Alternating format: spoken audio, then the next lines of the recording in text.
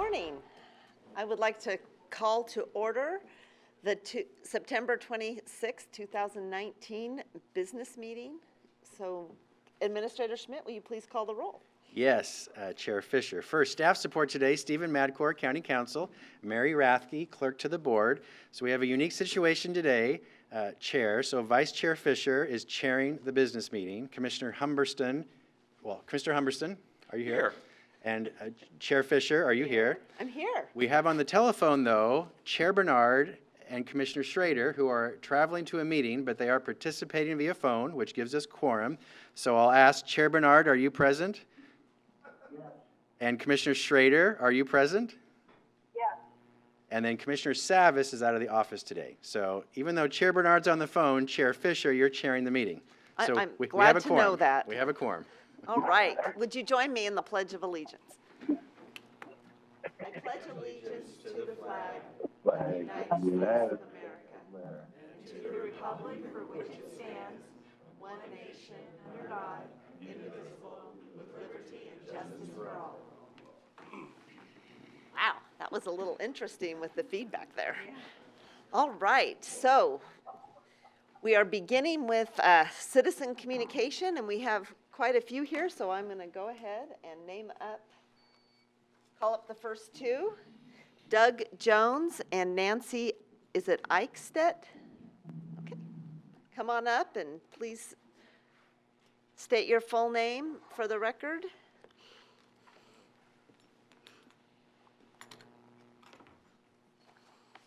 Good morning. Good morning. I'm Nancy Eichstedt, and I live in Gladstone.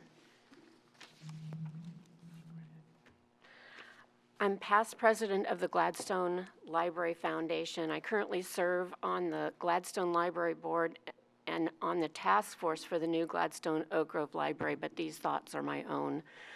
I and many others have worked hard for over 10 years to bring a new library to Gladstone. I feel like I've personally knocked on every door in town twice.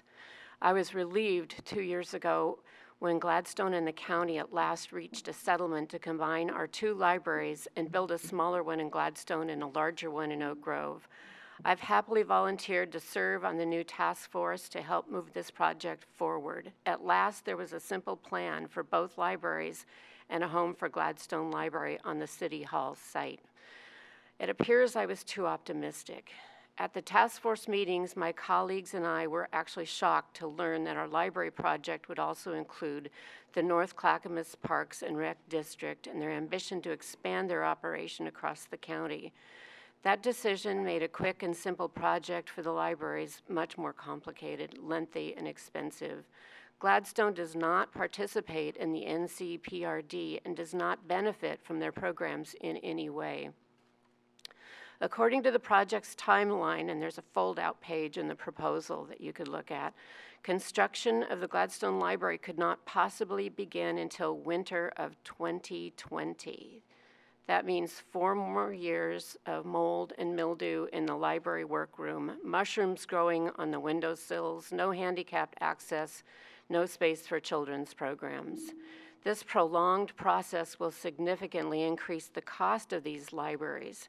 Since the settlement agreement, construction costs have increased 67% from $300 per square foot to $500 per square foot.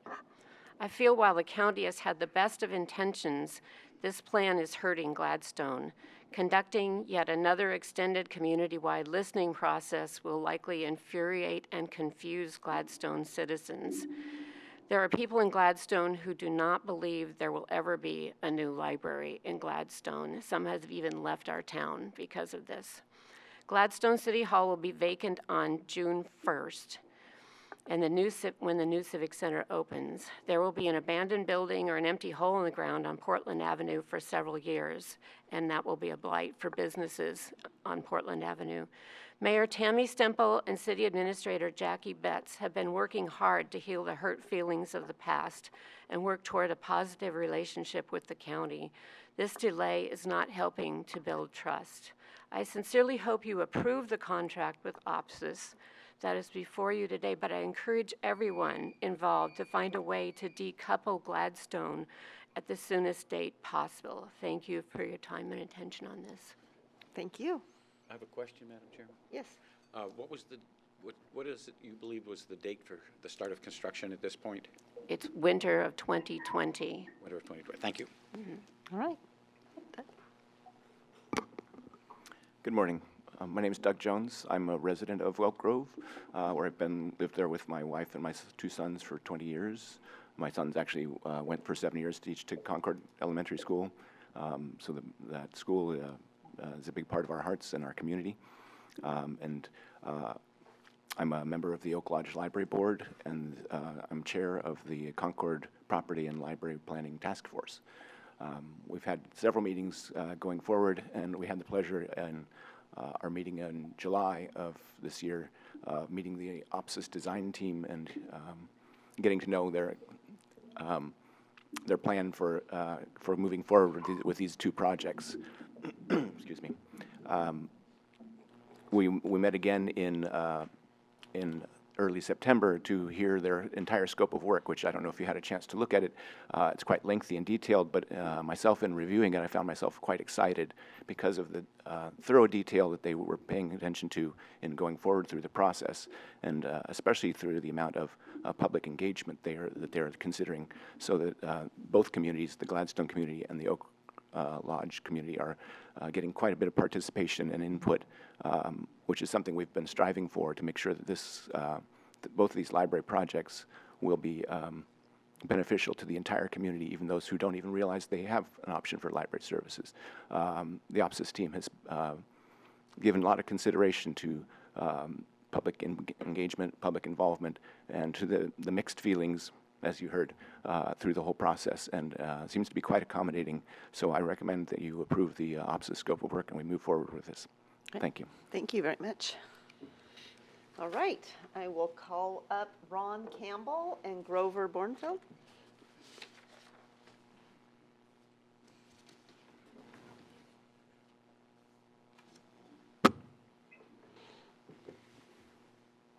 Good morning.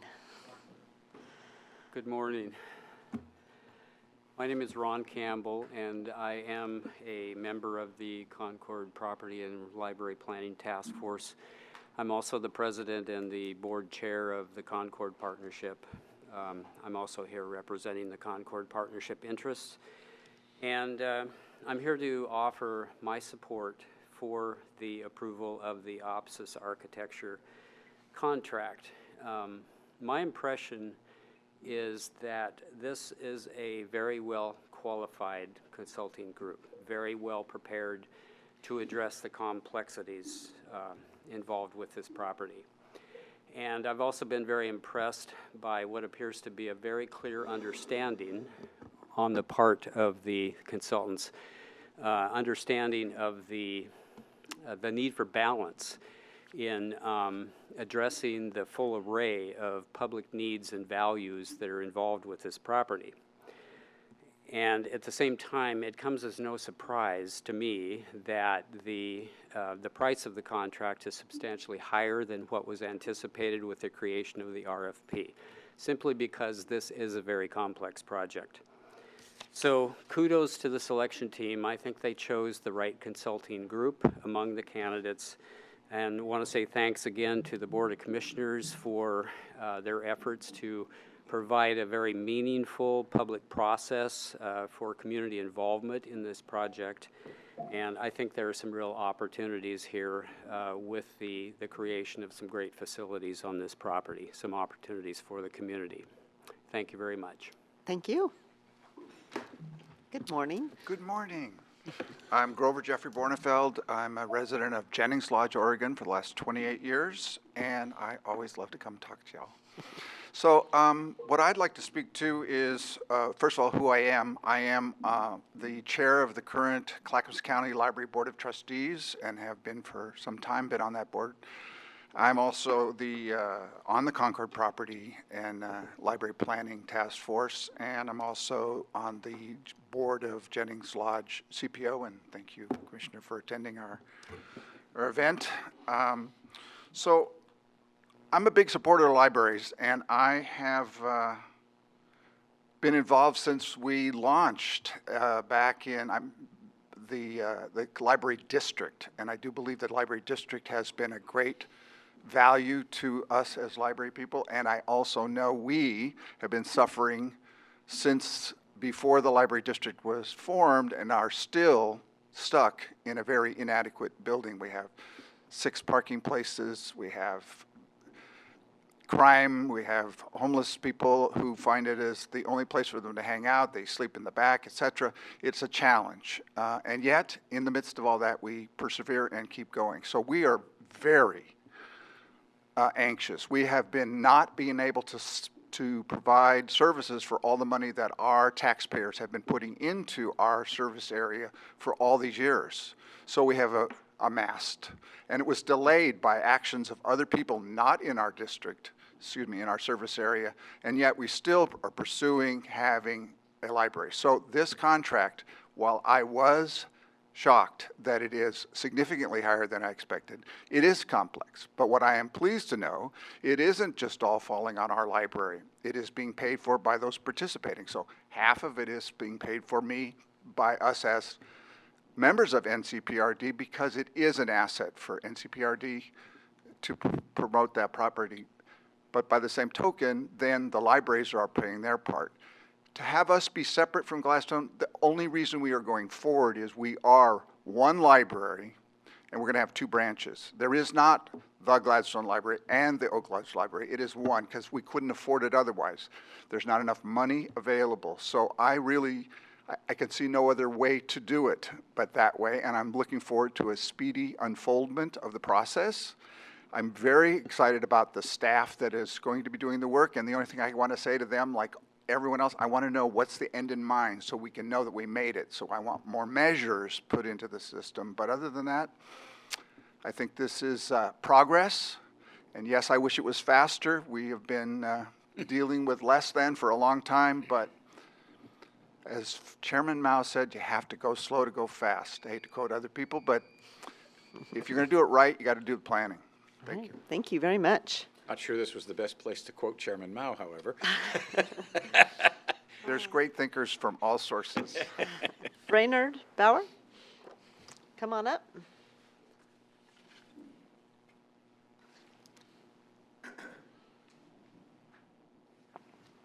Good morning. Good morning. So my name is Brainerd Brower from Redland Community, and I came for 2 reasons, 2 topic areas. One is I appreciate that it's in the budget for radar feedback signs, permanent both ways on Redland Road, and that it's in the schedule. My issue is, and my request is, the commissioners are obviously elected by all of us, and you represent us. I'm trying to learn the process as we go, but it does appear that you do have a fair amount of ability to direct staff.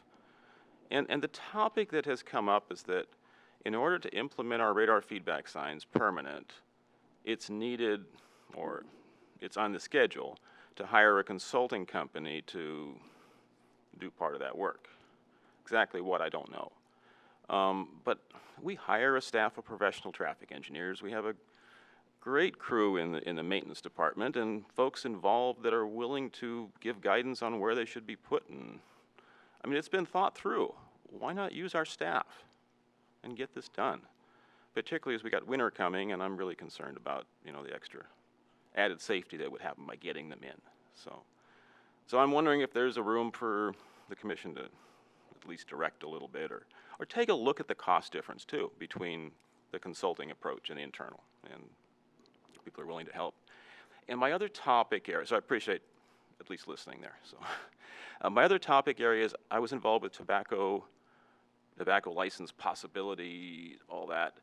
I propose that we consider, and it's been looked at, I appreciate it being looked at, that we consider using the OLCC model that has precedence in Oregon of eliminating the incentives on the part of distributors, in this case it's tobacco, financial incentives to arm twist or force through payments the retailers from carrying products they don't want to carry, or would otherwise their customers might encourage them rather not carry, put up displays in everybody's face that their own customers, for the most part, may say, oh, we'd rather just have it a little more behind the counter, and other advertising, and also just plain take the financial incentive out.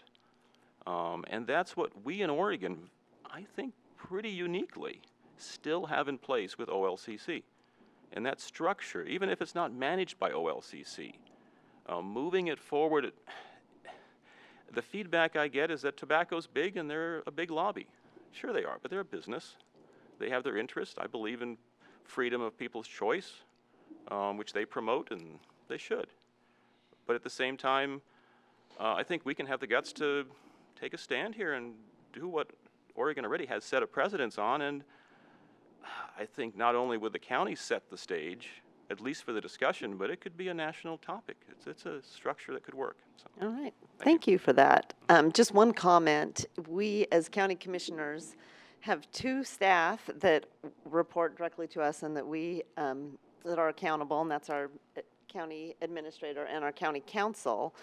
And it's really our administrator's job to run the county. We work really hard as a commission to not meddle in and direct staff, because that gets really, really messy. But absolutely, I'm sure Administrator Schmidt took some notes, and we'll follow up to at least make sure we're communicating the rationale behind why we're choosing to do what we're doing. And transparency in government, trust in government is a major goal and priority of this commission, and I'm sure I can speak for him when I say that. Is that correct? Absolutely true, and I know our staff has worked with you and will continue to work with you, and it's simply a matter of prioritization. We have 1,400 miles of roads that the county maintains, and we can't do everything, but certainly we hear you. We'll do our best to accommodate. We have a unique situation where we have active members in maintenance and all that are willing to, I mean, it's not like it's just a blank slate and nobody's thought about it. We have internal, senior staff that are willing to contribute to that, so. Yeah. And Brainerd, on your other issue about the OLCC and tobacco retail licensing, I've been in touch with our legislators. I really see the whole issue as being bigger than Clackamas County, and would really like to just, if you could spare some time to just brain think with me on some of this as I walk in this world of trying to figure out the best avenues forward. Really concerned about vaping and people, especially youth, having significant health risks. Yeah. And it's an issue of public concern, and we really need to use all of our best thinking on how do we move forward on this. So I really appreciate you bringing it up. And to all of our citizens who came, it really helps us as leaders to hear from you, because it helps inform us and helps us to prioritize what's really important. So thank you so very much. And do you have anything to add, Commissioner Humberstone? Comments, but I took notes. All right. Anything on the phone for our commissioners? I'll help any way I can. I know it's a tricky topic. I'm not suggesting that Clackamas County would succeed in being able to implement it themselves, but they could at least raise the topic by saying we think this is what should be done. And I would say as a first step, instead of a license approach. Even though I understand the stepping stone rationale. Because a lot of what we do as elected leaders is advocate at the state and national levels, and with our cities as well. So thank you very much. Yeah. All right. So next on our agenda is the consent. Oh, is that Jim Bernard? Yes. I had a question on the first speaker comment. Of course, it's 2020, not far away, but I've never heard of the Park District being part of that library. Jim, you're not clear. Jim, you sound like Charlie Brown's teacher.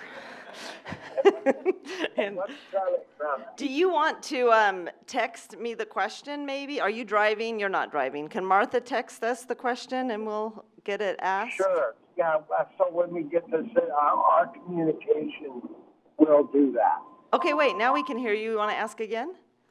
Okay, so maybe I'm just talking to the speaker. The first speaker mentioned she was concerned about the time frame. 2020 is not far away. Okay, Charlie Brown's teacher's back. Stop that. Yeah, so Gary. The parts I heard, I believe he was mentioning, the first speaker said that it appears the project won't be completed until 2020, and that seems later than we thought, so that you commissioners may have thought. I think that's what he may have said. Okay. And if staff wanted to The second comment issue, in the room, if Greg Williams can come up and address that quickly. Yeah, that would be good. Thank you. Madam Chairperson, my concern is that we're going to lose them in the mountains, and then we will not have a quorum and not be able to take action on the consent agenda. So I'd suggest we move the consent agenda along as quickly as possible so we can get a yes or no out of our colleagues in the car, and then we can go into the rest of it, if I may suggest. That's a good idea. Do you mind just waiting? No, not at all. no problem. Gary? That's fine. Let's go ahead with the Okay. consent agenda, and then we'll Thanks. answer Greg. So, Madam Chairman, I move that we approve the consent agenda. Well, we have to read Haven't it. heard it yet. Okay, ahead. today's consent agenda.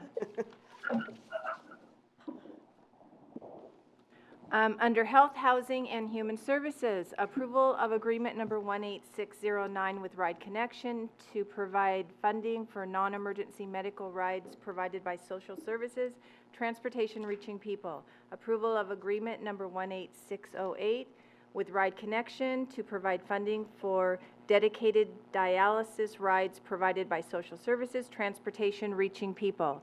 Approval of agreement number 18598 urban and number 18599 rural with Ride Connection to provide funding for vehicle maintenance and Ride Connection owned vehicles operated by both urban and rural community-based Clackamas County Transportation Consortium members.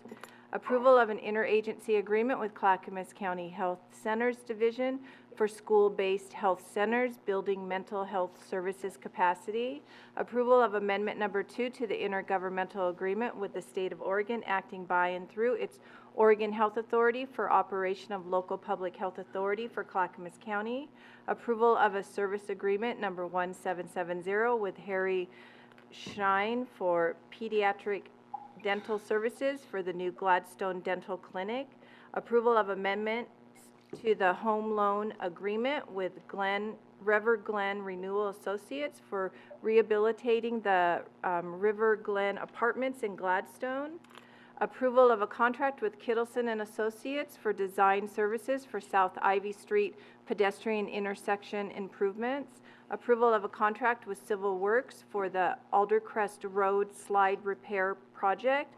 Approval of previous business meeting minutes under elected officials.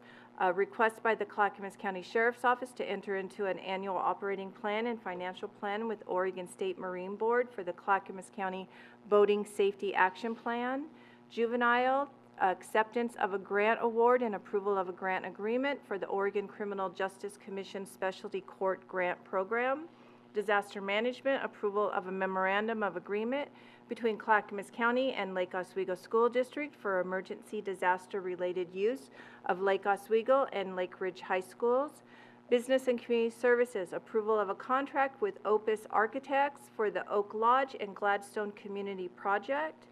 And Water Environment Services, approval of a contract with Pierce Moody Construction Company for the Sierra Case West Storm Main Contemporaneous Development. And that concludes today's consent agenda. Thank you. Do I have a motion? Move to approve the consent agenda. Do I have a second? Second. All right, it's been moved and seconded. All those in favor, say aye. Aye. All right, so we got through that most significant part of business. And Greg, if you want to come up and enlighten us just a bit to make sure we get that question answered. Thank you, Commissioners. Greg Williams, Deputy Director, Clackamas County Business and Community Services.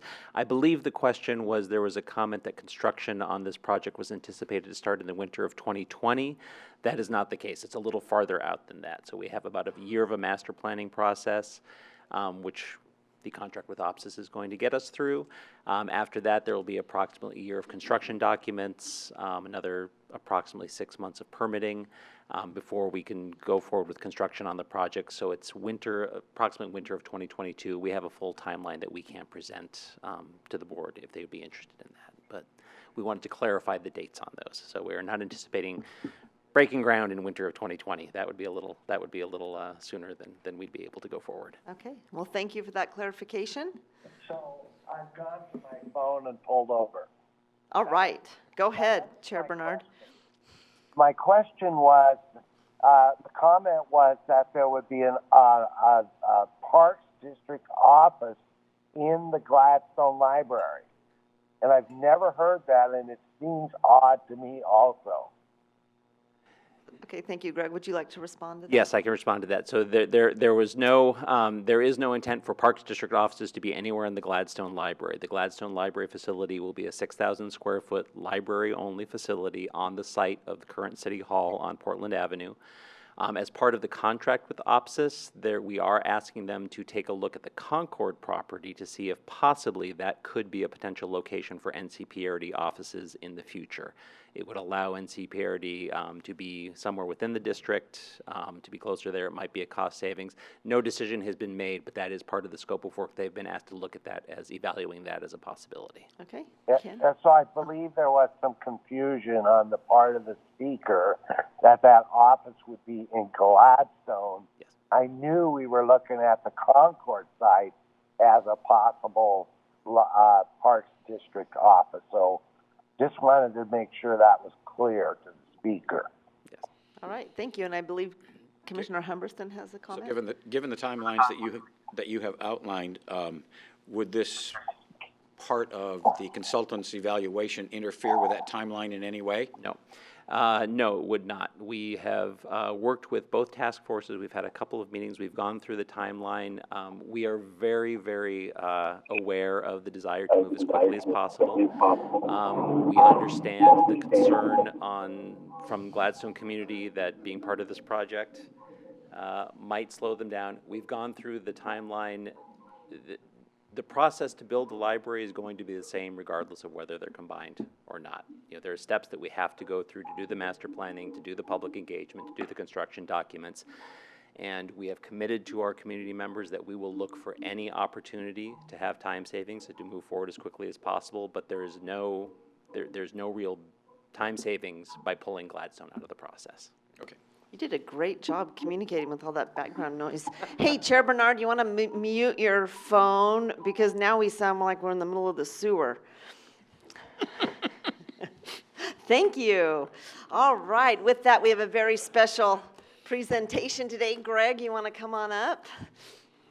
So Commissioners, this is a special presentation acknowledging Mr. Eric Hofeld for his longtime service as a volunteer to Clackamas County and Water Environment Services. Greg Geist, the Director of Water and Environment Services, will present. Good morning, Commissioners. That was an excellent segue into the sewer world. We are here today to honor Eric for his many, many years of dedicated service both to WES and to clean water throughout the region. So Eric spent a long career at Portland Water Bureau as an auditor and project manager. He has been in an official capacity on advisory boards for WES for 13 years, and more recently was elected to the Sunrise Water Authority Board. So he's spent many years contributing, and I'll read a quick thing. Eric has been an invaluable advocate for WES's customers, supporting our organization through many changes, including the consolidation of our districts under the 190 partnership.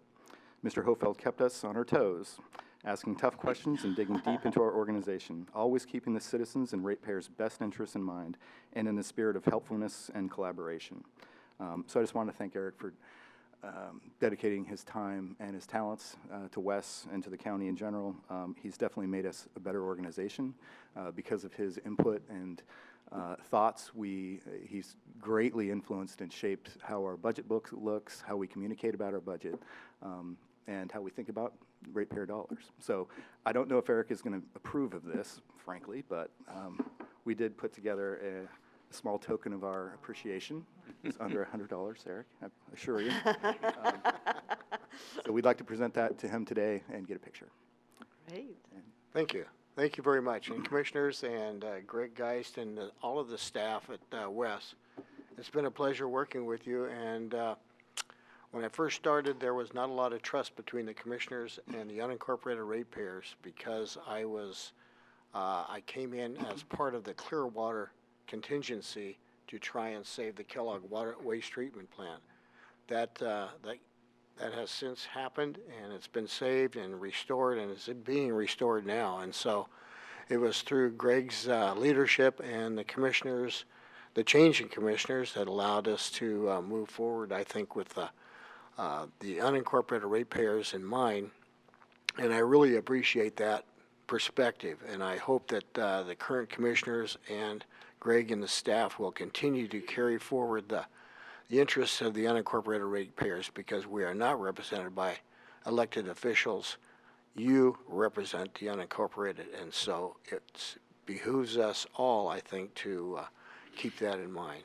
Thank you very much for the award. I totally didn't expect it. I'm in the process of moving out of the county, and I thought maybe it'd be just like pulling your finger out of a glass of water, but it hasn't worked that way. So thank you very much for the honor and the award. Yeah, thank you. And we have Commissioner Humberson would like to say a few words. Well, I met you back when I was on the water board, and one of the things I've learned over the years of working as a elected official and a volunteer myself is that there's a role to play for people that are activists in our community, and it's an extremely important one. It's very easy to think that we have all the information and all the answers, and we don't. I don't think anybody in elected office tries to do the wrong thing on purpose, but we certainly don't know what the right thing is every single time. We just make our best judgment. And the role that certain activist citizens can play, like you have, help focus us and help give us more information and do our job better. So whether somebody's elected to office or they're just a citizen activist, it's not really just. It truly is a citizen activist role that's critically important to us making better decisions. So I want to thank you personally. You've brought a lot of things to my attention. I hope that I've responded appropriately and made things a little bit better as a result of some of the help you've given me. So Eric, congratulations. Go have fun, play golf. Oh, thank you, Commissioner. Administrator Schmidt? Yes, I also want to acknowledge, Eric, you of course served on the county-wide budget committee as well and helped impact the entire county budget, not just water and environment services. And personally, as a staff member, it's been wonderful to work with you. You're innovative, creative. You do ask tough questions, but that helps hold us all accountable to serve the public. So thank you for your service. Thank you, Gary. And I just want to second that. I so enjoyed working with you on the budget committee, and especially during the lunch times of the budget committee when I could razz you a little bit and we could have some joke around and just have that good relationship, and made it very enjoyable. So thank you, Eric. We're going to miss you. Thank you, Commissioner Fishner. Yeah. And I'd like to say I'm going to miss Mary Rathke, because she's been a tremendous resource going forward, and it's always fun to go into the commissioner's office and see her smiling face and have her greet you. So, Mary. Yeah. Well, thank you very much. Thank you. So we'll have a photo opportunity now, commissioners, with Eric.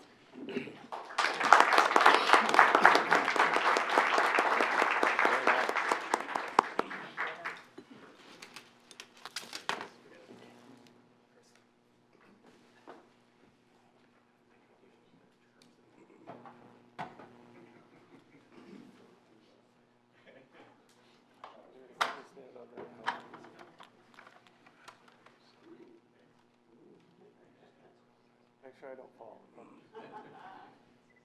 3, 2, 1. One more. 3, 2, 1. All right. Thank you.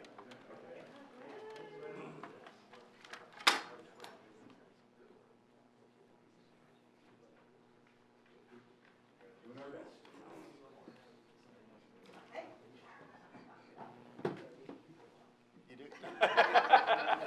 Look, it's even got. Thank you. Very nice. Thanks. All right, and with that, we are adjourned.